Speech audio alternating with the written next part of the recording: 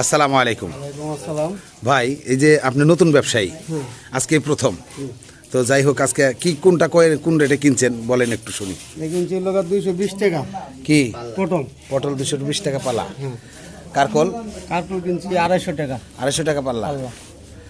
আর ওই বেগুন 200 বেগুন 200 টাকা পাল্লা, পাল্লা। ওটা আর লতি লোগা 150। লতু 150, বরবটি, বুটবুটি কিনছি লোগা 120। কাঁচামরিচ কাঁচামরিচ লোগা আপনার 230 টাকা। 230 টাকা পাল্লা। এখন আপনি তো নতুন ব্যবসায়ী হিসাবে ব্যবসা করবার যাইতেছেন, কোনটা কত করে কেজি বা পোয়া হিসাবে বিক্রি করবেন বলেন দেখি একটু শুনি। এই তো এটা বেশ লোগা কেজি 50 টাকা পটল। হুম কাঁকরোল হলো 80 টাকা কেজি। বেগুন হলো 50, লতি হলো 50, বুটবুটি 50। এই কটা বিক্রি করে কি আপনার সারাদিনের মজুরিটা আসবে? আসবো দেখি আল্লাহ কি করে। শুরুতেই নতুন ব্যবসায়ী লইলাম আজকে প্রথম, তো প্রথম দিনের মতো কিন্তু কিছু কিছু জিনিস আছে একদম পাকা হয়ে গেছে, দেখছেন। পাকা ওইটা তো বাদ।